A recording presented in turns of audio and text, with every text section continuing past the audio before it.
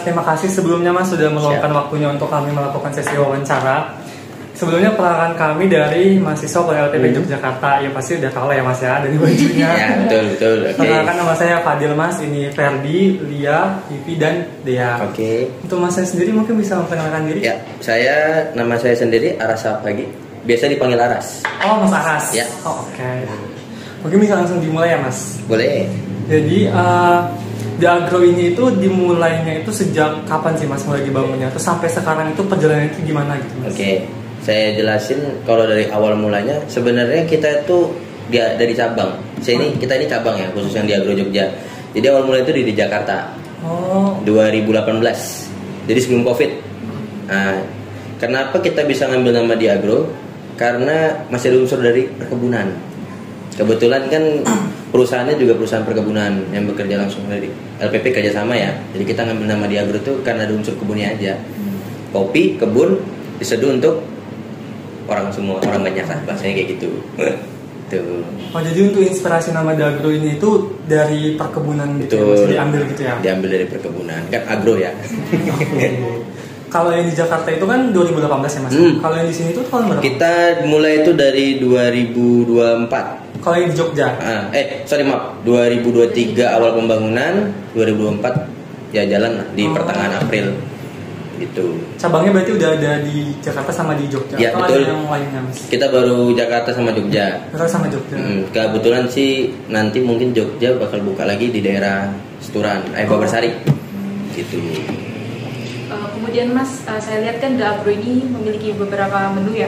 Kalau yang menjadi favorit dari pelanggan yang biasanya sering terjual itu begini, kalau kita kan karena kopi ya, jadi kita lebih gemborin soal signaturnya kopi. Kita punya produk itu ada Ais Komandan, Asla Kinca. Nah itu, Komandan itu aren pandan, kopi dengan aren sama pandan. Terus Kinca itu perpaduan antara karamel, salted sama vanila. Kalau Asla itu madu, kopi sama SKM. Seperti itu. Nah, yang paling polaris itu komandannya. Itu kalau di Jogja ya. Kalau untuk penjualan sehari-hari itu biasanya penghasilannya bisa mencapai berapa bulannya? Oke, untuk penghasilan kita ya belum banyak ya. Mungkin paling besar 1,5 juta per harinya. Paling minimal itu 500. Itu tergantung penjualan juga, kadang-kadang ya ada bulan dimana kita dapat 300 per hari. Gitu. Kalau dari sistem manajemennya Mas, untuk pegawai atau karyawannya itu udah berapa orang Mas? Untuk kita sendiri cabang Jogja ini 5 orang. Jadi ada supervisor, ada head barista, ada barista 2 orang sama 1 kitchen. Seperti itu. Nah Mas, kan tadi ada penjualannya gitu kan Mas. Ada nggak untuk pencatatannya uang Mas dan uang keluarannya atau semacam laporan penjualannya gitu? Oh ada. Kita mungkin karena ikut dari perusahaan, jadinya kita itu pakai pengajuan ya. Jadi kita minta uang belanja sekitar 20 bahkan ya 30 juta seperti itu ya per bulannya. Dan itu bentuk pertanggungjawabannya adalah pelaporan nota. Terus ada sisanya kita kirim balik uangnya. Seperti itu setiap bulan. Untuk laporan penjualan kita input setiap hari. Jadi uang yang masuk ke sini secara cash kita store tunai. Menggunakan aplikasi ya? Kebetulan kita pakai aplikasi apanya nih? Kasirnya atau buat transfernya? Berbeda. Hah? Itu berbeda. Berbeda. Oh, karena kalau berarti untuk transfernya kan untuk yang uang tunai ya Mas. Nah, kalau untuk aplikasinya berarti untuk pembukuannya gitu. Kalau pembukuannya kita tidak pakai aplikasi. Jadi kita paling pakai Excel doang sih. Excel doang. Untuk pembukaan ya. Iya. Pembukaan ini cuma dari Excel. Berarti nggak pakai aplikasi ya Mas? Enggak. Pure dari Excel doang. Itu doang. Kalau untuk kasirnya, kalau boleh tahu pakai aplikasi apa? Kasir kita masih pakai Moka. Dari awal jalan sampai sekarang Moka. Gitu. Ada lagi? Mas, kalau untuk sistem promosinya itu gimana sih Mas? Kan biasanya tuh kayak menggunakan media sosial gitu kan, Instagram, TikTok, terus ada mungkin menggunakan Shopee Food, GrabFood gitu. Kalau di sini tuh gimana Mas? Untuk kita sendiri baru ngelaksanain mungkin kayak ngundang influencer. Kebetulan kemarin baru ngundang YouTuber ya. Saya lupa lagi nama channelnya. Intinya dia food blogger lah di Jakarta. Nah, kebetulan kita juga sempat ngundang influencer Jogja soal kopi. Habis itu baru jalanin GoFood. Ya kita ada GoFood juga nih. Iya. Jangan lupa diakses sama dicek-cek Siap, lah. Ada promo ya. Ya, kayak kurang lebih kayak gitu. Untuk Shopee sama Grab kita belum kesana. Kita baru Gojek, terus bikin iklan di Instagram, pakai influencer, sama mau coba ikut konten kreator YouTube. Baru kayak gitu promosi kita ya. Berarti TikTok itu belum ya Mas? TikTok ada, cuma kita belum terlalu fokus. Fokusnya masih di Instagram. Oke, jadi kalau untuk perkembangan selama 3 bulan terakhir ini gimana Mas? Oke, untuk perkembangan 3 bulan terakhir ini soal apa dulu nih? Soal dari penjualannya aja. Oke, kalau buat penjualan agak menyedihkan ya, karena bulan-bulan dimana mahasiswa itu libur. Iya, lagi sepi ya Mas. Jadi belum terlalu, karena pasar saya sendiri belum kebentuk ya antara mahasiswa sama keluarga ya. Ya kendalanya di sana ya. Untuk kendala saya sendiri menentukan pasar di tengah kota ini ternyata tidak seperti yang saya bayangkan. Tidak semudah itu. Tidak semudah itu. Nah, jadi kan untuk kami nih mahasiswa kan lagi belajar tentang kewirausahaan ya Mas.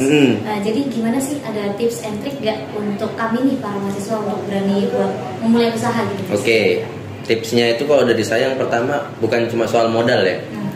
Gimana kalian itu menyediakan konsep dari awal. Jadi ketika kalian ingin bikin bisnis atau usaha, konsep dulu. Baru setelah itu uangnya.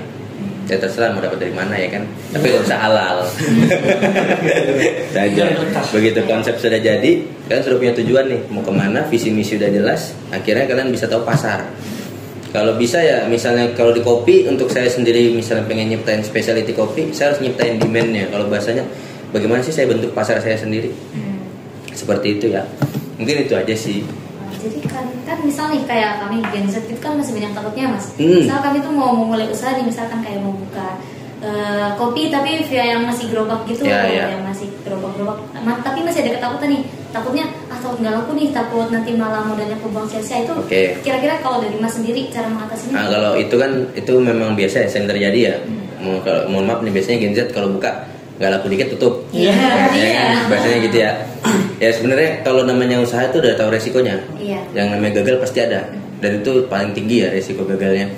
Cuma nyiasatinnya adalah ketika kamu ngambil contoh tadi adalah kopi keliling, nah itu kan memang barisan FOMO nih. Rame. Ya udah kita lihat aja inovasinya mereka apa aja nih. Nah kita nginovasiin sendiri juga.